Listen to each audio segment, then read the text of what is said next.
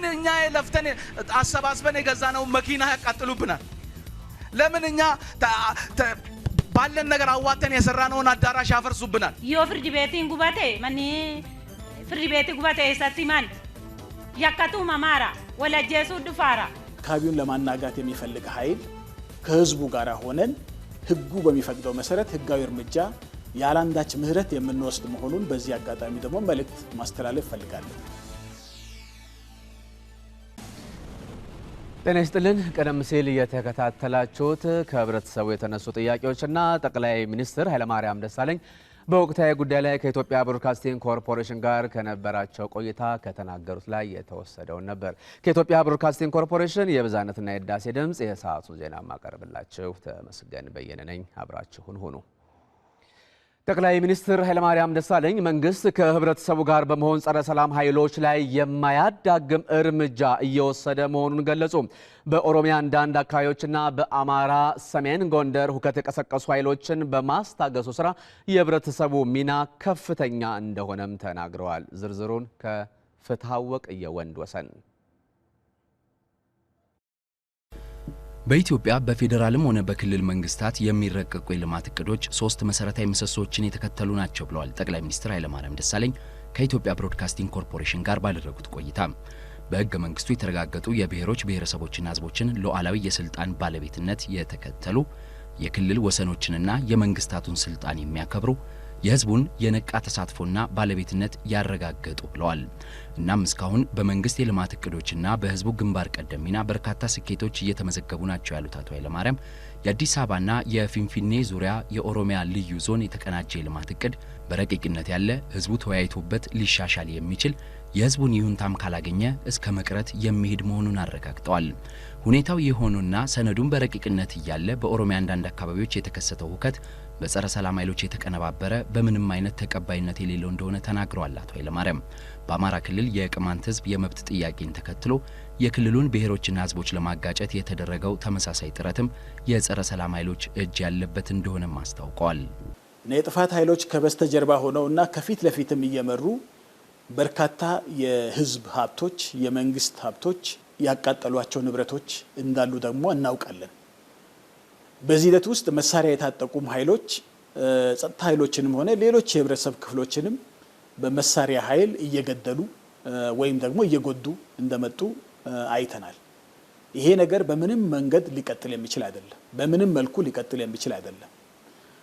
መንግስት ህገ መንግስቱን የማስከበር ህጋዊ ስርዓቱን የማስከበር ይሄ የህልውና ጉዳይ የሆነውን ፌደራላዊ ዲሞክራሲያዊ ህገ መንግስታችንን የማክበርና የማስከበር ኃላፊነቱን በአግባቡ ሊወጣ ይገባል። አካባቢውን ለማናጋት የሚፈልግ ኃይል ከህዝቡ ጋር ሆነን ህጉ በሚፈቅደው መሰረት ህጋዊ እርምጃ ያላንዳች ምህረት የምንወስድ መሆኑን በዚህ አጋጣሚ ደግሞ መልእክት ማስተላለፍ ፈልጋለሁ። ጠቅላይ ሚኒስትር ኃይለማርያም መንግስት ከህብረተሰቡ ጋር ሆኖ ሁከት የተከሰተባቸውን አካባቢዎች የማረጋጋት ስራውን እንደሚያጠናክር በጥፋተኞች ላይም የማያዳግም እርምጃ እንደሚወስድ አረጋግጠዋል። ቀዳሚው እርምጃ የማስተማርና የማረጋጋት ነው ያሉት አቶ ኃይለማርያም መንግስት የህዝቡን የሰላምና የለውጥ ፍላጎት ለማሟላት ከህብረተሰቡ ጋር እንደሚሰራም ተናግረዋል። ህዝባችን አሁንም እንደ ቀድሞ ሁሉ ሳይወናበድ ውዥንብሩ ሳያወናብደው ከሱ ውጪ ከሱ ፍላጎት ውጪ ከሱ ይጠቅመኛል ከሚለው ውጪ ሊካሄድ የሚችል በዚህ አገር ውስጥ በጭራሽ እንደማይታሰብ የኢህአዴግ መንግስትም ይሄን በጭራሽ እንደማያስብ ቀድሞም ያውቃል። አሁንም ይሄን አውቆ እየታገለን ያለው ብዥታዎችን ግን ማጥራት ያለብን መሆኑን ተገንዝቦ ህዝቡ ለሰላሙ እንደ ወትሮ ሁሉ አሁንም ያሳየውን ቀጣይም እያሳየ መቀጠል ያለበት ይሆናል ማለት ነው። ጠቅላይ ሚኒስትር ኃይለማርያም ደሳለኝ ኢትዮጵያን የማተራመስ ዓላማ ያነገቡ ጸረ ሰላም ኃይሎች ላይ መንግስት ጠንካራ እርምጃ እንደሚወስድ ከኢትዮጵያ ብሮድካስቲንግ ኮርፖሬሽን ጋር ባደረጉት ቆይታ አረጋግጠዋል። የአዲስ አበባና ዙሪያ ኦሮሚያ ልዩ ዞን የተቀናጀ ጋራ ልማት ፕላን ፕሮጀክት ጽህፈት ቤትን አስመልክቶ ከአዲስ አበባ ከተማ አስተዳደር የተሰጠ መግለጫ። በአዲስ አበባና ዙሪያዋ ኦሮሚያ ልዩ ዞን ያሉ ከተሞችን በመሰረተ ልማት በማስተሳሰር አዲስ አበባና ዙሪያዋን ለጋራ እድገት ተመጋጋቢነት እንደዚሁም ጤናማና ጠንካራ የኢኮኖሚና ማህበራዊ ልማት ትስስር ለመፍጠር መታቀዱ ይታወሳል። እቅዱ በረቂቅ ደረጃ ያለና ወደ ትግበራ ያልተገባበትም ነው። የጋራ የተቀናጀ ማስተር ፕላኑን አስመልክቶ ከህዝብ የተለያዩ የግልጽነትና የግንዛቤ ጥያቄዎች በተለያዩ ጊዜያት ሲነሱ ቆይተዋል። የኦሮሚያ ብሔራዊ ክልላዊ መንግስት ይህንን አስመልክቶ በተደጋጋሚ የተቀናጀ የጋራ ልማት እቅዱ በህዝብ ዘንድ ተቀባይነት እስካላገኘ ድረስ ፈጽሞ እንደማይተገበር ግልጽ አቋሙን ለህዝብ አሳውቋል። የአዲስ አበባ ከተማ አስተዳደርም ከኦሮሚያ ብሔራዊ ክልላዊ መንግስት የተለየ አቋም የማይኖረውና ፕሮጀክት ጽህፈት ቤቱም ከ2006 ዓ.ም ጀምሮ ስራውን እንዲያቆም ተደርጓል። ይህ በእንዲህ እንዳለ የፕሮጀክት ጽህፈት ቤቱ ሙያተኞች ነን በሚሉ አካላት ፕሮጀክት ጽህፈት ቤቱ ስራ ላይ እንዳለ አስመስለው በተለያዩ ጊዜያዊ በህትመት ሚዲያዎች መግለጫዎችና የስራ ቅጥር ማስታወቂያዎችን እያወጡ መሆኑን ደርሰንበታል። በፕሮጀክት ጽህፈት ቤቱ የተላለፉ መረጃዎች በሙሉ የከተማ አስተዳደሩንም ሆነ የኦሮሚያ ብሔራዊ ክልላዊ መንግስትን የማይወክሉ መሆኑን እየገለጽን አሁን በኋላም በፕሮጀክት ጽህፈት ቤቱ ስም የሚወጡ መረጃዎች ካሉም ተቀባይነት አይኖራቸውም። የአዲስ አበባና ኦሮሚያ ልዩ ዞን የተቀናጀ የጋራ ፕላን ልማትን በተመለከተ የከተማው አስተዳደር ከኦሮሚያ ክልላዊ መንግስት የተለየ አቋም የሌለውና ፕሮጀክት ጽህፈት ቤቱም ስራውን ያቆመ መሆኑን እየገለጽን ፕሮጀክት ጽህፈት ቤቱን ወክለው ማስታወቂያዎችና መግለጫዎችን ባወጡት ግለሰቦች ላይ አስተዳደሩ አጣርቶ ህጋዊ እርምጃ እንደሚወስድባቸው እንገልጻለን። በኦሮሚያ ክልል በተለያዩ አካባቢዎች የሚኖሩ የህብረተሰብ ክፍሎች የአካባቢያቸውን ሰላምና ጸጥታ በማስጠበቅ ረገድ ከመንግስት ጋር በጋራ እንደሚሰሩ አስታወቁ። በቅርቡ በአንዳንድ የኦሮሚያ ክልል አካባቢ የተከሰተውን ሁከትንም አውግዘዋል። ከተለያዩ አካባቢዎች የመንግስት ኮሚኒኬሽን ቢሮዎች የደረሱንን ዘገባዎች የሚያቀርበው ሙባረክ መሐመድ ነው። የዱካም ከተማ ወጣቶች በልማትና በወቅታዊ ጉዳዮች ዙሪያ ላይ ውይይት አካሂደዋል። የጸረ ሰላም ኃይሎች በአንዳንድ የትምህርት ተቋማት ተማሪዎችን በመቀስቀስ ለሁከትና ለብጥብጥ የሚያነሳሱ አካላትን እንደሚያወግዙ ተናግረዋል። የጥፋት ኃይሎችን ለመታገል እንደ ወጣት ወደ ኋላ አንልም። የመሰረተ ልማት አውታሮችን የሚያወድሙና የተለያዩ አካባቢዎች ላይ ሁከት የሚፈጥሩ አካላትን ለመታገል ዝግጁ ነን።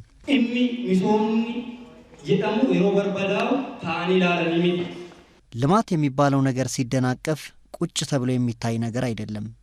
የትምህርት ተቋማት ሲዘጉ በዝምታ የሚታለፍ ጉዳይ አይደለም። እኛ ዓላማችን ተምረን ከድህነት መውጣት ነው።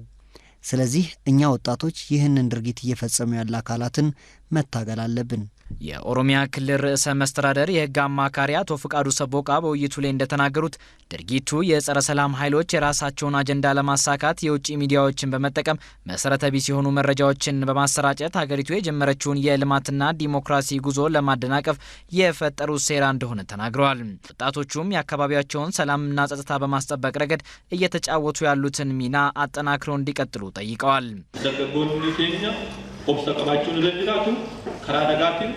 ወጣቱ በትዕግስትና በሰላማዊ መንገድ ጥያቄ ማቅረብ ይችላል። ይሁን እንጂ በህገ ወጥ መንገድ ጥያቄያቸውን ለማቅረብ የሚንቀሳቀሱና ሁከትን የሚፈጥሩ አካላትን ወጣቱ መታገል አለበት። በተመሳሳይም በፊንፊኔ ዙሪያ ኦሮሚያ ልዩ ዞን የሰንዳፋ በኬ ከተማ አስተዳደርና የበርህ ወረዳ ሴቶችም በወቅታዊ ጉዳዮች ላይ ውይይት አካሂዷል። የውይይቱ ተሳታፊ ሴቶች እንደተናገሩት የተጀመረውን ልማት ለማስቀጠል የአካባቢያቸውን ሰላም ማረጋገጥ ወሳኝ በመሆኑ ሰላማቸውን ለማረጋገጥ የበኩላቸውን ሚና እንደሚጫወቱ ገልጸዋል። ሰሞኑን በአንዳንድ የኦሮሚያ ክልል ከተሞችና የትምህርት ተቋማት በጸረ ሰላም ኃይሎች የተከሰተውን ሁከትም እንደሚያወግዙ ገልጸዋል። የነገ ተስፋ የሆኑ ልጆቻችንና ወጣቶችን እነዚህ አካላት መሳሪያ በማድረግ ለእኩይ ዓላማቸው መጠቀሚያ እያደረጉ ይገኛሉ። እኛ ሴቶች ደግሞ እነዚህ አካላት የሚነዙትን መሰረተ ቢስ መረጃዎች አንቀበልም። ልጆቻችንንም የመምከርና የማስተማር ስራ በመስራት እንታገላቸዋለን። እኛ ሰላም ነው የምንፈልገው፣ ወጥተን በሰላም መግባት ነው። አገራችንን አሁንም ሰላም ያድርግልን። ሰላም ነው የምንፈልገው። የኦሮሚያ ሴቶች ሊግ ጽህፈት ቤት ምክትል ኃላፊ ወይዘሮ ሳዳ ኡስማን በውይይቱ ላይ እንደገለጹት ሴቶች የአካባቢያቸውን ሰላምና ጸጥታ ከማስጠበቅ አንጻር የጀመሩትን ሚና አጠናክረው መቀጠል እንዳለባቸው ተናግረዋል።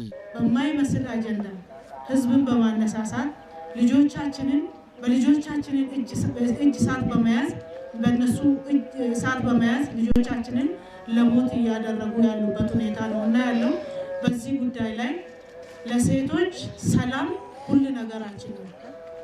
ከመብላት በላይ ከመጠጣት በላይ ከመማር በላይ መጀመሪያ ሰላም ሲኖር ነው ማለት ነው። በሰላም ወጥተን መጓዝ ሲኖር ነው ማለት ነው። በኦሮሚያ ክልል የልማት ጥያቄን ከለላ በማድረግ የአመጽ ድርጊት ውስጥ የተሰማሩ ጥቂት አካላትን ስርዓት ለማስያዝ ህዝብና መንግስት በጋራ እየሰሩ መሆኑን የመንግስት ኮሚኒኬሽን ጉዳዮች ጽህፈት ቤት ኃላፊ ሚኒስትሩ ጌታቸው ረዳ ተናገሩ።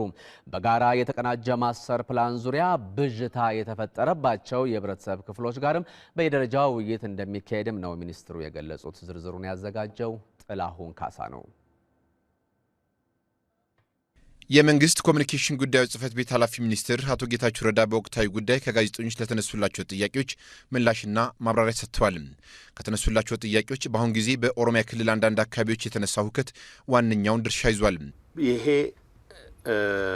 ማስተር ፕላን የተቀናጀ እድገት ፕላን የሚባለውን ነገር በሚመለከት በህብረተሰቡ ዘንድ በቂ ግንዛቤ ለመስጠት የሚያስችል ስራ ያልተሰራው ረቂቅ ስለሆነ ነው። በጥናት ደረጃ ባለሙያዎች አጥንተውት ስቴክሆልደርስን አነጋግረው ህዝቡን ማነጋግረው አወያይተው የመጨረሻ ቅርጽ የያዘ አልነበረም። ባለፈው ምርጫ በአንድ ወይም በሌላ መልኩ ስልጣን ለማግኘት የሚያስችል ቁመና ሊፈጥሩ ሞክረው አልተሳካላቸው። ስለተከለከሉ ሳይሆን በአጀንዳ ዙሪያ ህዝቡን ማሰባሰብ ስላልቻሉ ያልተሳካላቸው ወገኖች አጋጣሚውን ተጠቅመውበታል። ከዚህ ጋር በተያያዘ በአንዳንድ አካባቢዎች ሲነሳ የነበረው የማስተር ፕላን ጉዳይ በአሁን ጊዜ መልኩን ቀይሮ ወደ ለየለት አመጽ መሸጋገሩንም ሚኒስትሩ ተናግሯል።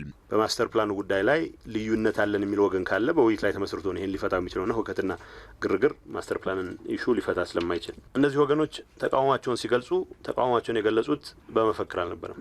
ተቃውሟቸውን የገለጹት በተራ ድንጋይ ወርወራም አልነበረም። በዋናነት የሚዘውሯቸው ወገኖች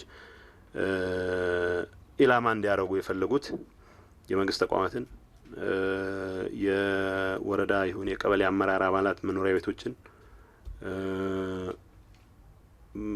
የልማት ተቋማትን ብሎም የሞዴል አርሶ አደሮች ማሳዎችም ሳይቀር ነው ማጥቃት ማቃጠል የጀመሩት። ስለዚህ ከዚህ አንጻር ቁጥሩ ማይናቅ የህብረተሰብ ቁጥሩ ማይናቅ ዜጋ የአካል ጉዳት የሞትም አደጋ ደርሶበታል። በጣም የሚያሳዝን ነው። ምክንያቱም ጥያቄው ኦሪጂናሊ በተነሳበት መልኩ እንኳን አሁን በምንለው ደረጃ የአንድም ሰውም ቢሆን አካል መጉደል ሊያስከትል የማይገባው ይልቁንም በተሳሳተ መልኩ ስለተመራ ካልኩሌት በሚያደርጉ ወገኖች ስለተመራ ላላስፈላጊ ሁከት፣ ላላስፈላጊ ንብረት ውድመት፣ ላላስፈላጊ የሰው ህይወት መጥፋት ምክንያት ሆኗል። ይሄ አሳዛኝ ነው። ጥቂት የአመጽ ኃይሎች በምዕራብ ሸዋና በደቡብ ምዕራብ ሸዋ አካባቢዎች የመኪና መንገድ እስከ መዝጋት መድረሳቸውንም አስረድተዋል። ዛሬ ምዕራብ ሸዋ አካባቢ ያሉ አንዳንድ አካባቢዎች ላይ ያለውን ብቻ ብነግራችሁ መንገድ ቆፍረው ብዙ ቦታዎች ቆፍረው መንገድ መኪኖች እንዳይተላለፉ አድርገዋል። አሁን እንዳይተላለፉ ማድረግ አንድ ነገር ነው። አሁን ግን ወደ ለየለት ሽፍትነት ተገብቶ የጸጥታ ኃይሎች በተቻለ መጠን ተሳስተው የገቡ ወገኖች እንዳይኖሩ ለማጣራትና አላስፈላጊ ግብታዊ ወደሆነ እርምጃ ላለመግባት በሚል በሚያደርጉት ጥንቃቄ ምክንያት ወደ አካባቢው ለመድረስ የሚዘገዩበት ሁኔታ አለ። ስለዚህ አሰልፈው በመኪና እስከ 500 ብር ድረስ እያስከፈሉ አሁን የለየለት ሽፍትነት ነው። መንግስት ይህንን ችግር ለማርገብ ምን እየሰራ ነው? መንግስት ሁለት ነገሮች ነው እየሰራ ያለው። የመጀመሪያው ህጋዊ በተሳሳተ ምክንያትም ቢሆን በብዥታ ላይ ተመስርቶም ቢሆን ግን ሌጂቲሜት ጥያቄ ተገቢ ሊባል የሚችል ህገ መንግስትን ከማክበር የሚመነጭ ጥያቄ ይዞ የተነሱ ወደ ለየለት ሁከትና ብጥብጥ እንዳይገባ ሙሉ አቅማቸውን የሰው የህብረተሰብ ክፍሎችን በቅርበት በማነጋገር በተፈጠረው ብዥታ ዙሪያ ግልጽነት ለመፍጠርና ከሁከት ይልቅ ውይይትን ከሞት ይልቅ ህይወትን መምረጥ የሚያስችሉ አጋጣሚዎች ለመፍጠር በስፋት የተንቀሳቀሰ ነው። ስለዚህ በተለያዩ ኢቭን ሁከት በተከሰተባቸው አካባቢዎችም ጭምር ከህዝብ ጋር የሚደረጉ ውይይቶች በስፋት ቀጥለዋል። ይሄ አንዱ ነው። ሁለተኛው ግን ቅድም እንዳልኳችሁ ጥያቄዎች ለጨዋታ የተነሱ ጥያቄዎች አሉ። የሚያሳዝን ነው። እነኚህን ሌጂቲሜት የሚመስሉ ጥያቄዎች ተጠቅመው ሀገር ወደ ለየለት ብጥብጥ፣ ሀገር ወደ ለየለት ወከት ለመውሰድ እየተንቀሳቀሱ ያሉ ወገኖች የጠሯቸውን አጋንንት ወደ ስፍራቸው የመለስ ስራ ላይ ሰጥ አብዛኛው ሰላም ፈላጊው ህብረተሰብ ከመንግስት ጎን በመቆም ሰላሙን ለማደፍረስ የሚጥሩ ኃይሎችን አጋልጦ እንዲሰጥና አካባቢውን ከነዚህ ኃይሎች እንዲጠብቅም ጠይቋል። በኦሮሚያ ክልል አንዳንድ አካባቢዎች ሁከት በመፍጠር በህዝብ ንብረት ላይ ጉዳት ያደረሱ አካላትን መንግስት ተከታትሎ ለህግ እንዲያቀርባቸው የጅማ ዞን ነዋሪዎች ገለጹ።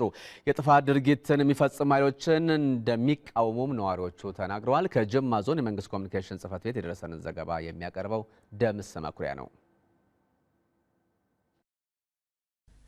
አዲስ አበባንና በፊንፊኔ ዙሪያ የኦሮሚያ ልዩ ዞን ከተሞችን በልማት ለማስተሳሰር ታስቦ የተዘጋጀውን የጋራ ልማት እቅድ መነሻ በማድረግ የጥፋት እንቅስቃሴ የሚያካሂዱ ኃይሎችን እንደሚቃወሙ ነው የጅማ ዞን ነዋሪዎች የገለጹት። በዞኑ የሰቃጨ ቆርሳ፣ ሸምቤ ሰንቦና ሊሙኮሶ ወረዳ ነዋሪዎች ባካሄዱት ውይይት እንደገለጹት ወጣቶችን በማሳሳት የህዝብ ንብረት እንዲወድም ያደረጉ አካላትን መንግስት ተከታትሎ ለህግ ማቅረብ አለበት። ካሰቡልን ለምን እኛ ለፍተን አሰባስበን የገዛነው መኪና ያቃጥሉብናል? ለምን እኛ ባለን ነገር አዋተን የሰራነውን አዳራሽ ያፈርሱብናል? እኛ አሁንም ቢሆን ማለት ነው ይሄንን በፍጹም ልንቀበለውም ልንስማማበትም የማንችለው ጉዳይ ስለሆነ ህዝባችንም ይሄን አውቆ በዙሪያው ያለውን ነገር በንቃት በመጠበቅ ከመንግስት ጋር እንቆማለን እላለሁ። በራሳቸው እጅ እሳትን ሊጨብጡ ያልወደዱ ግን በወገኖቻችን እጅ እሳትን መጨበጥ በሚፈልጉ ኃይሎች ተታለን ለክፉ አድራጎትና አደጋ ራሳችንን አሳልፈን መስጠት ቤተሰባችንንም ለሐዘን አሳልፈን መስጠት እንደሌለብን እናገራለሁ። ብያቲን ካን ከኛ ኩኒ ብያኑ ጭንቀምኔ ሚሶማን ጭንቀምኔ ሆጃታታር ከሚኑ yotai አካሲት ጋሪ ሚቲ ሀገራችን እየለማች ነው የምትገኘው። ይህ ልማት በህዝቦች ተሳትፎ ነው እየተረጋገጠ የሚገኘው። ይሁን እንጂ እነዚህ አካላት ፍርድ ቤቶችን እያቃጠሉ ነው የሚገኙት። ፍርድ ቤት ተቃጠለ ማለት ደግሞ ስርዓት አልበኝነት ሰፈነ ማለት ነው። ይህን በፍጹም አንቀበለውም፣ እናወግዘዋለን። በውይይቱ ላይ የተገኙት የጅማ ዞን ምክትል አስተዳዳሪና የግብርና ጽህፈት ቤት ኃላፊ አቶ ሴፉ አባድጋም የህዝብ ንብረት ያወደሙ አካላትን መንግስት ተከታትሎ ለህግ እንደሚያቀርባቸው በመግለጽ ህብረተሰቡም ከመንግስት ጎን ቆሞ እንዲታገላቸው ጥሪ አቅርበዋል። ዋኑም መኒ ኢተመኔፊ እረቲ ወሊገለ ቆፋ ካኖጂሮ ወልቱ ተውሳ ፕሬዝዳንትና ነው ከንከኛ ብሰት ገነኒሩ እቲናሰኒ ከበጀሞ አባዱላስ ኢብሰጋት ገነኒቲ ከንሳንቱራል መንግስት ህዝብ ሲያምንበት ብቻ ነው የልማት እቅድን ተግባራዊ የሚያደርገው። ይህንንም በግልጽ አስታውቋል። ይሁን እንጂ ከዚህ ጥያቄ ውጪ ሌሎች ጥያቄዎችን በማንሳት ህገ መንግስታዊ ስርዓቱን በኃይል ለመናድ የሚንቀሳቀሱ አካላት ላይ መንግስት ተመጣጣኝ እርምጃ ወስዷል። በኦሮሚያ ክልል ከሰሞኑ የተከሰተውን ሁከትና ብጥብጥ አጥብቀው እንደሚኮንኑት በምዕራብ ሸዋ ዞን ስር የሚገኙ ወረዳዎች ነዋሪዎች ገለጹ። በዞኑ የተለያዩ ወረዳዎች ህብረተሰቡን ያሳተፈ የሰላም ኮንፈረንስ ተካሂዷል። ከዞኑ የመንግስት ኮሚኒኬሽን የደረሰንን መረጃ የምታቀርበው የልቤ ማዘንጊያ ናት። በምዕራብ ሸዋ ዞን በሚገኙት የዳኖ፣ የኖኖ፣ የሜዳቀኝ፣ የጨለያ፣ የጅባትና የአምቦ ወረዳዎች ነው ህብረተሰቡን ያሳተፈ የሰላም ውይይት የተካሄደው። ተሳታፊዎቹ ጸረ ሰላም ኃይሎች ወጣቶችን መጠቀሚያ በማድረግ የፈጸሙትን የመንግስትና የህዝብ መገልገያ ተቋማትን እንዲሁም የግለሰቦችን ንብረት የማቃጠልና የማውደም አፍራሽ ተግባር አጥብቀው ኮንነዋል።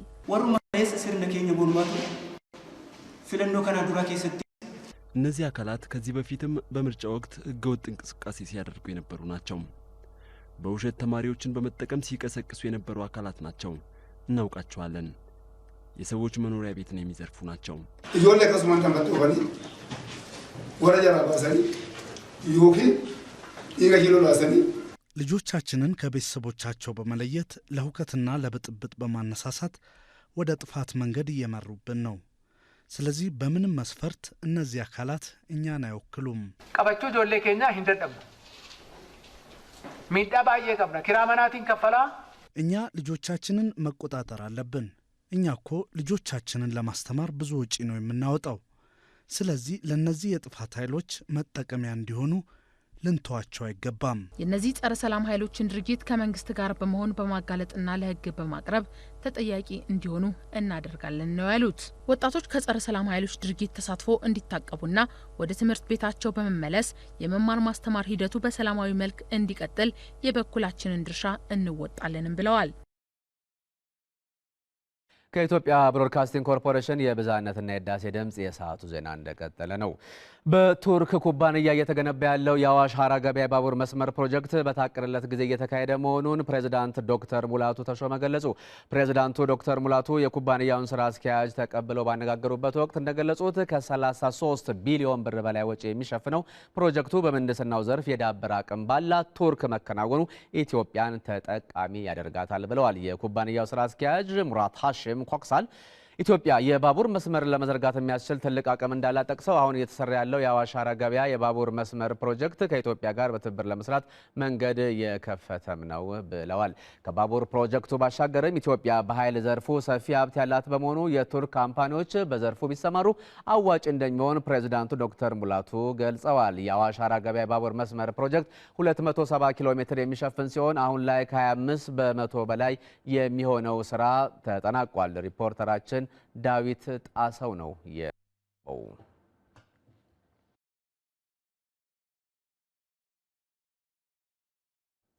ውጤታማና ዓለም አቀፍ ዘመናዊ የውጭ ንግድ ስርዓትን ለማስፈን ባለድርሻ አካላት በቅንጅት ሊሰሩ እንደሚገባ በጠቅላይ ሚኒስትር ኃይለማርያም ደሳለኝ አሳሰቡ። በኢትዮጵያ የኤሌክትሮኒክስ የአንድ መስኮት አገልግሎት ከዓለም አቀፍ ንግድ ስርዓት ላይ የሚመክር ውይይትም በጠቅላይ ሚኒስትሩ ጽህፈት ቤት ተካሂዷል። ሀብታሙ ድረስ ዝርዝሩን አዘጋጅቷል። የኢትዮጵያ ዓለም አቀፍ የውጭ ንግድ ስርዓት ከሌሎች ሀገራት ጋር ሲወዳደር በዝቅተኛ ደረጃ ላይ ይገኛል። በዘርፉ የተሰማሩ ባለድርሻ አካላት ቅንጅት መጓደል፣ የመረጃ ልውውጥ ደካማ መሆን፣ ወጥነትና ግልጽነት የጎደለው አሰራር መኖር፣ ለሙስናና ብልሹ አሰራር የተጋለጠና ዘመናዊነት የጎደለው መሆኑ በዘርፉ ከሚስተዋሉ ችግሮች መካከል ተጠቃሽ ናቸው። እናም በዘርፉ የሚስተዋሉ ተግዳሮቶችን በመፍታት የውጭ ንግዱን ዘመናዊና ቀልጣፋ በማድረግ ኢንቨስትመንትን ለመሳብና ሀገራዊ ተወዳዳሪነትን ለማሳደግ የሚያስችል ስራ ከ2005 ጀምሮ ሲከናወን ቆይቷል። የኢትዮጵያ ኤሌክትሮኒክስ አንድ መስኮት አገልግሎት ለዓለም አቀፍ ንግድ ስርዓት ለመተግበር እየተከናወኑ ያሉ ተግባራትን የተመለከተ የውይይት መድረክም የኢፌዴሪ ጠቅላይ ሚኒስትር ኃይለማርያም ደሳለኝ በተገኙበት ተካሂዷል። ጠቅላይ ሚኒስትር ኃይለማርያም በዚህ ወቅት እንዳሉት የንግድ ስርዓቱን ዘመናዊ ለማድረግ ትኩረት ሊሰጥ ይገባል። ስራችን በአብዛኛው ኤክስፖርት ሌድ ኢንዱስትሪያላይዜሽን ነው። ሌሎች የግብርና ምርቶችን ገበያን ተኮር በተለይም ዓለም አቀፍ ገበያን ያማተሩ መሆን አለባቸው የሚል ስትራቴጂ ይዘን ስንተገብር መተናል። እነዚህ ነገሮች ሊሳኩ የሚችሉት የንግድ ፋሲሊቴሽን እና የሎጂስቲክስ ጉዳዮች ችግሮችን ከፈታን እኛ ራሳችን ከችግራችን ተነስተን ፈጥነን ማስተካከል ያለብን መሆኑን ተገንዝበን መሄድ የሚገባን ይሆናል። በምክክር መድረኩ ላይ የተሳተፉ የተለያዩ ተቋማት ኃላፊዎችም በጉዳዩ ዙሪያ አስተያየት ሰጥተዋል። ከአገልግሎቱን ብንጀምር የሚል ነገር ነው ያለኝ ከተቋም ሳይሆን የትኞቹ አገልግሎት ነው በዚህ መስጠት ያለብን፣ የትኞቹ አገልግሎት ለማለት ደግሞ ዘ ሞስት ፔይንፉል የሚሉት የትኞቹ ናቸው? ባለሀብቱም ሌላውም የሚያማርረው አሁን የመልካም አስተዳደር ነው ያልን ያለው። ስለዚህ የመጀመሪያ ጎልቶ የወጣው የመልካም አስተዳደር ችግር በአገልግሎት አሰጣጥ የትኛው አገልግሎት ወይ የትኞቹ ናቸው? በዛ መጀመር ማለት ነው። ይሄ ስርዓት በሁሉም መመዘኛ የንግድ ስርዓታችንን እንደሚያቀላጥፍ፣ ወጪዎችን እንደሚቀንስ እና የመንግስት ገቢን እንደሚጨምርና አልቲሜትሊ የመልካም አስተዳደር ችግር እንደሚፈታ ምንም ጥያቄ የለውም። ጠቅላይ ሚኒስትር ኃይለማርያም ደሳለኝ እንዳሉት ውጤታማ ዓለም አቀፍ ዘመናዊ የንግድ ስርዓትን ለማስፈን እየተከናወኑ ያሉ ተግባራት ከዳር እንዲደርሱ ባለድርሻ አካላት በቅንጅት ሊሰሩ ይገባል። ቅንጅቱን ፋሲሊቴት ለማድረግ እና ለምንሰጠው አገልግሎት እና ተገልጋዮች እርካታን ለመስጠት በሚያስችል አልቲሜትሊ ደግሞ የውጤታማ የሆነ የዓለም አቀፍ ንግድ ስርዓት እንዲኖረን ለማድረግ እንደመሆኑ መጠን ትልቅ ትኩረት ተሰጥቶ ሊሰራ የሚገባ ጉዳይ በመሆኑ በዚህ ዙሪያ ጥልቀት ያሉ ስልጠናዎች ሊሰጡ ይገባል። በውይይቱ ላይ የተሳተፉ ኃላፊዎችን በምክክር መድረኩ ለቀጣይ ስራ ግብዓት መገኘቱን የገለጹት የኢፌዴሪ መከላከያ ሰራዊት ላበረከተው ሀገራዊና አህጉራዊ አስተዋጽኦ እውቅና ለመስጠት የቻይናው ቲያንጂን ዩኒቨርሲቲ ለኢፌዴሪ መከላከያ ሰራዊት ጠቅላይ ኤታማዦር ሹም ጄኔራል ሳሞራ የኑስ የክብር ፕሮፌሰርነት ማዕረግ ሰጠ። ማዕረጉ የኢፌዴሪ መከላከያ ሰራዊት በሀገሩ ልማትና ሰላም ብሎም ሰላም ለራቃቸው አፍሪካውያን በመድረስ ላበረከተው የላቀ አስተዋጽኦ የተሰጠ ነው። አብዲ ከማል ዝርዝር አለው።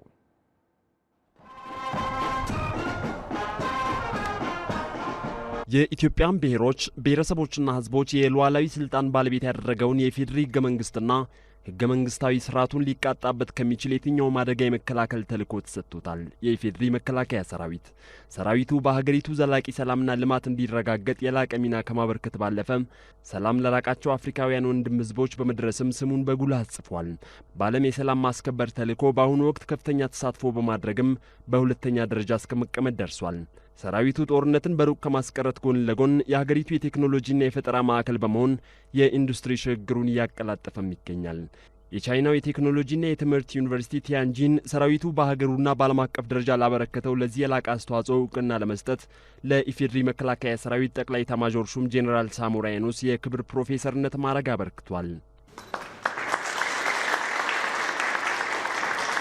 From today on, we can, from this moment on, we will call General Samora the Professor Samora.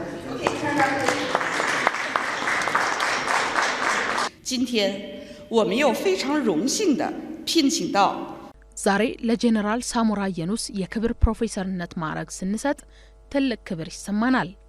በኢትዮ ቻይና መካከል ያለውን ሁለንተናዊ ግንኙነት ለማጠናከርም አጋዥ ነው። በዩኒቨርሲቲውና በኢትዮጵያ መካከልም ጠንካራ ትብብር ለመፍጠር መሰረት ይጥላል። ጄኔራል ሳሞራ የኑስ በዩኒቨርሲቲው ከፍተኛ ቦታ የሚሰጠውን የክብር ማዕረግ በተቀበሉበት ስነ ስርዓት ላይ የተገኙ የተለያዩ አካላትም እውቅናው ለኢፌዴሪ መከላከያ ሰራዊት ህዝባዊና ሀገራዊ ግዳጅ አፈጻጸም ስኬታማነት የተሰጠ ነው ብለዋል። ይሄ ለጄኔራል ሳሞራ ብቻ የተሰጠ እውቅና ሳይሆን በአጠቃላይ ለሀገራችን ህዝቦችና መስዋዕት ለሆኑት ሰማዕታት እንዲሁም ለተቋማችን መላው የሰራዊት አባላት የተሰጠ እውቅና ነው። አንዱ የመከላከያ ሰራዊታችን በተለይ በቴክኖሎጂ ዘርፍ ይሄ የቴክኖሎጂ ዩኒቨርሲቲ እንደመሆኑ በቴክኖሎጂ ዘርፍ የተካሄደውን የግስጋሴ በደንብ ሬኮግናይዝ ለማድረግ አስቦ ያደረገው ነው። በሁለተኛ ደረጃ በሀገራችንና በቻይና መካከል እንደ አገሮች መጠን ያለውን ትብብር እና ወዳጅነት ግንኙነት አጉልቶ የሚያወጣ ነው። ሀገራችን ኢትዮጵያ በምስራቅ አፍሪካ በአፍሪካ በሰላም ማስከበሩ ሁኔታ እያሳየች ያለችውን ከፍተኛ ጥረት የሚያደንቅ ነው። ከዚህ ሌላ ደግሞ ሰራዊቱ ለጦርነት ብቻ ዝግጁ እንዲሆን ሳይሆን ጦርነት ባሌለበት ጊዜ በአጠቃላይ ለልማት ራሱን እንዲያበቃ የተደረገበት ሁኔታ ስላለ ይሄ አስተዋጽኦ በሀገራችን ብቻ ሳይሆን በዓለምም እንደ ሮል ሞዴል የምንጠቀምበት ነው። ቲያንጂን ዩኒቨርሲቲ ቻይና አሁን ለደረሰችበት እድገት ከፍተኛ የቴክኖሎጂና የፈጠራ ስራዎች መፍለቂያ በመሆን ትልቅ ሚና ካላቸው ተቋማት መካከል የሚጠቀስ ነው። መረጃውን ያገኘነው ከኢፌዴሪ መከላከያ ኢንዶክትሪኔሽን ዋና ዳይሬክቶሬት ነው። ከኢትዮጵያ ብሮድካስቲንግ ኮርፖሬሽን የብዝሃነትና የህዳሴ ድምፅ የሰዓቱን ዜና ያቀረብኩላችሁ ተመስገን በየነ ነኝ። ዜናው አበቃ። መልካም